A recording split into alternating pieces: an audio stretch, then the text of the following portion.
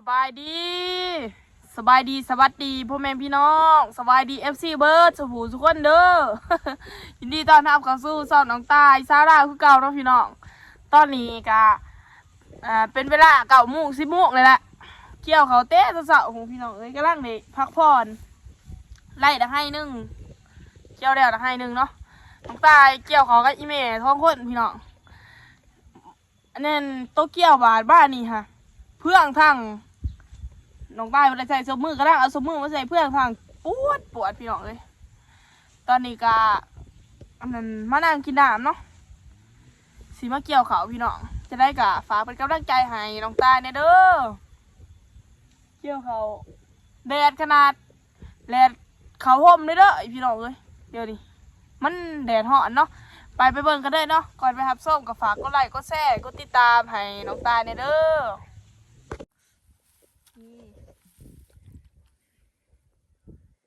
ใครอยู่เกี่ยวเขาเมื่อยๆก็มีน้ำเย็นกิน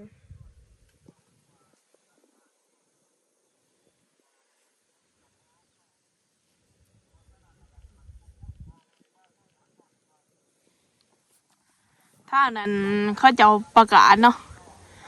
ประกาศมาบ่พี่น้องมาบ่ครบคนมันไปทนทีบทะเลนเอาว่ากันเด้อเบิ่งเอาความแดดทุ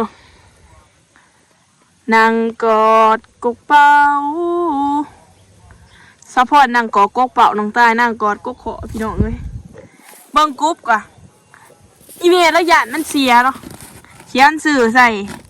นางตายนางบ่เป็นน้องเลยนางนั่นนางแปลว่านางตายสื่อเขาเขียนเนาะนางแปลว่าจะได้วะนางแปลว่านางก็แปลว่ายิงนี่แหละยิงวะนางแบบเด็กยิงแบบสื่อเขาเขียนเนาะพี่น้องนางตายแปลว่าเด็กยิงทั้งหนาเขียน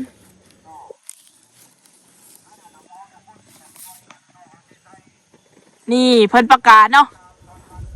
มาบ่มันป่วงพี่น้องเลยมันป่วงแล้วมันไปครบคนไปหาเกี่ยวเขาก่อนมาเลยนี่ได้เกี่ยวแต่มันก็มือลงตาย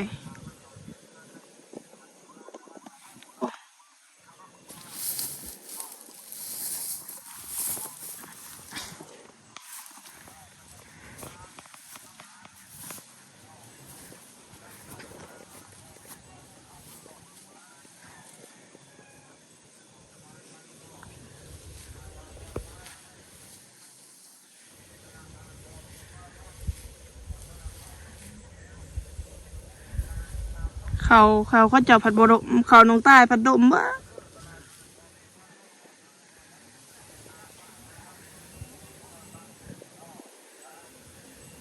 หักเย็นได้พี่น้องแดดอยู่หักเย็น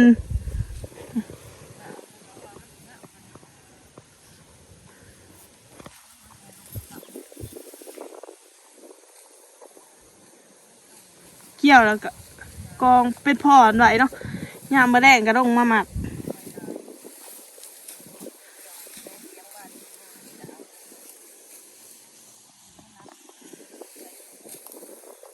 เขากับไก่มัน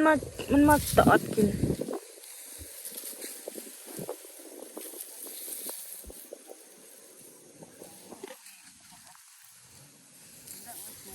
เขาใส่บ่ได้ใส่พุ้ยนี่พี่น้องเลยใส่อยู่ว่าแม่ใส่พุ้ยกับบ่ได้ใส่เห็ดแบบธรรมศาสตร์ได้พิจารณาเนี่ยก็ป้ามันเกิดเอง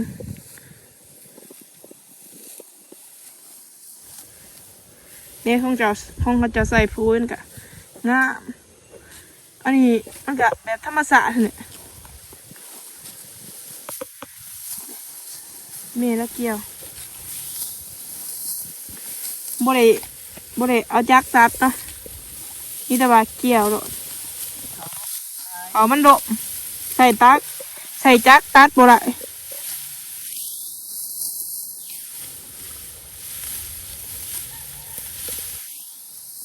เกี่ยวปงเกี่ กี่ยวพรใหญ่แล้วนี่บริเกี่ยวพรหน่อย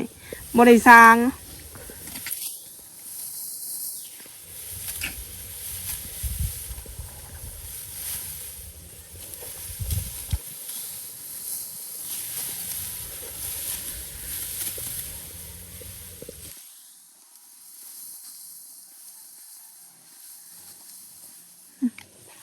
เอากระสิห้างดำห่างลายเขาลมก้มเจ็บแอลให้นี่ยังว่าบ่ลมโทรให้นะพี่น้องเอ้ยเห็นบ่ให้นั่นลมปูอยู่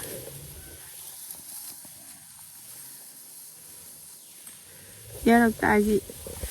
ไปเบิ่งให้นะเนาะมันดมเขามันดม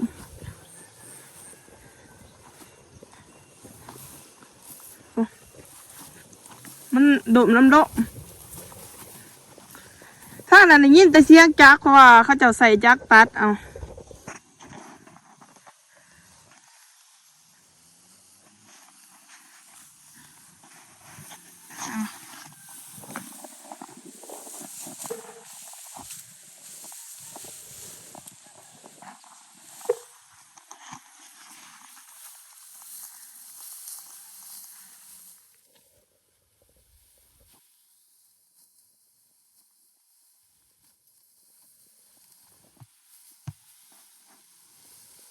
ตอนนี้ก็เกี่ยวไก่สีแดงให้หนึ่งเนาะเลี้ยวให้นี่ก็คืนเด้อพี่น้องได้ซองให้มาเนี่ย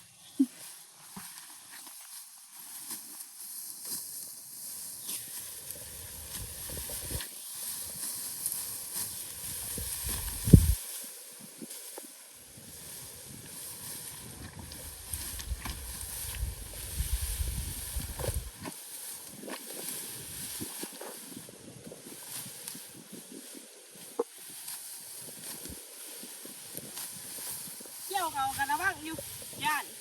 ต้องเพื่อนถือมือบอลเกี่ยวบาดเนาะ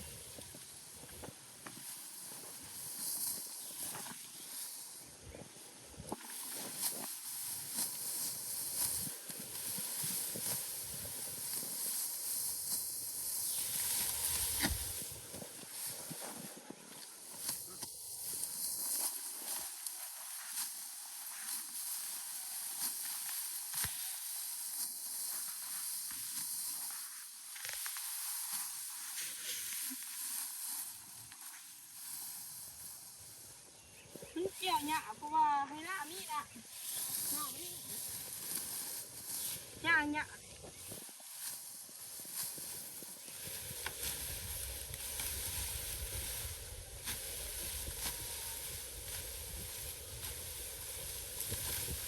เขาก็นักอยู่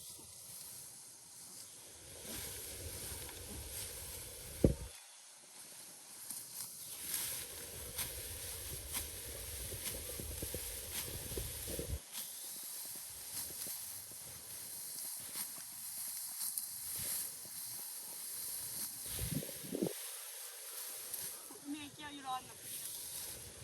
ก็จะไปท่านไหนเนี่ย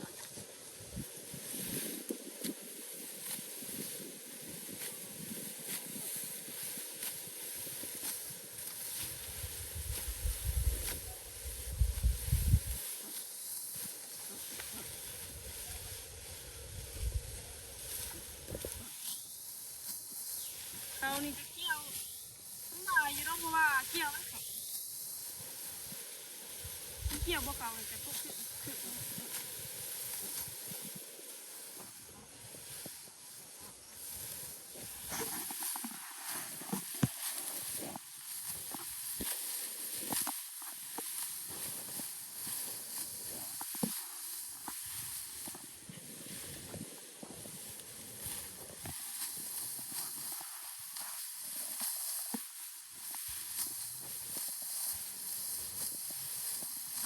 เขาใต้นี่ก็เกี่ยวเขาไว้อยู่เนาะเฮ้ยไปหยอกกันหยอกปีนี้บุมีแมงมันพี่น้องเลยแมงมันตะกะแตนบ่ได้คุณแม่อ๋อคุณแม่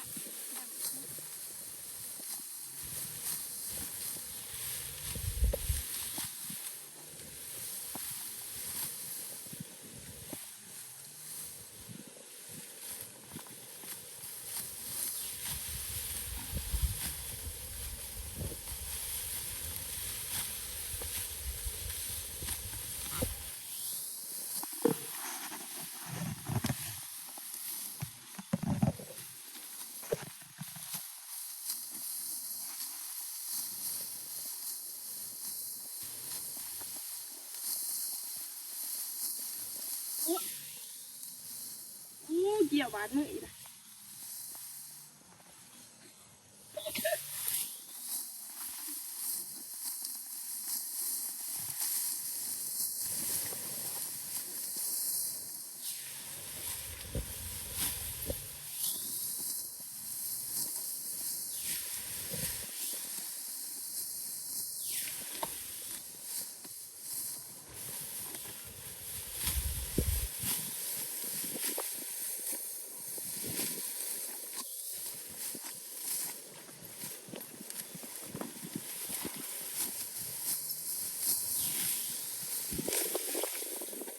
กินหน่อยก่อนกินหน่อ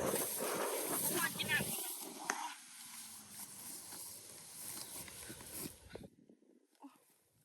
นี่แต่หมอนี่นะนี่แต่นั่งกับนอนนี่หมอจุก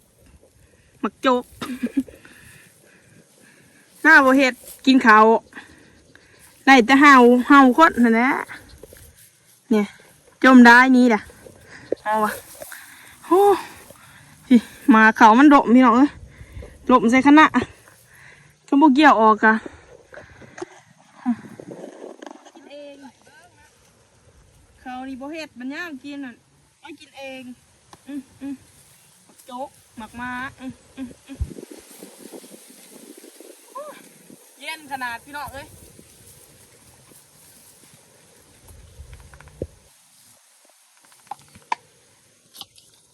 ถามไผแม่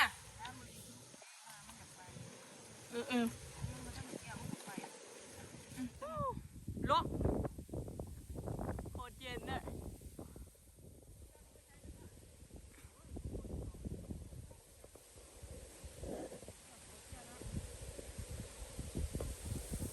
ขึ้นนะว่าเจ้าก่อนนี่เด้น้ำเย็น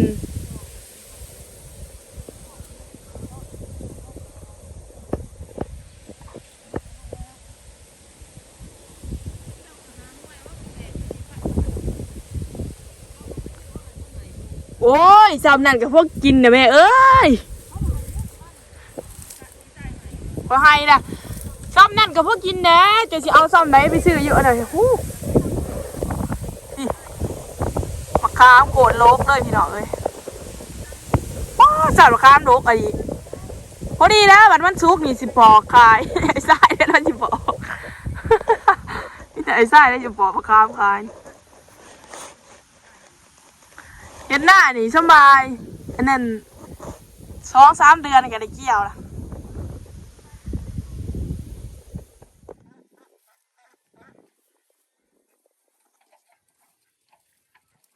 ให้นั่นก็ได้เอาแล้วน้องพี่น้องเดี๋ยวซ้อให้ละให้นี่กับให้เบื้องนะมาลงให้ใหม่ต้องให้นี่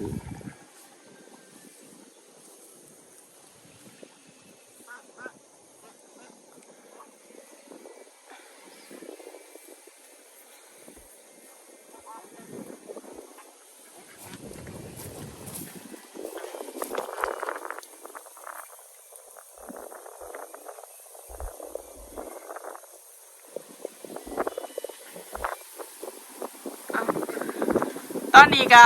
สิขึ้นนะเนาะก็สำหรับคลิปนี้ก็สิขอจบแค่สำนี้เด้อคลิปหน้าพอกันใหม่คันถือใจกับฝากกดไลค์กดแชร์กดติดตามให้น้องตายเด้อพี่น้องบ๊ายบาย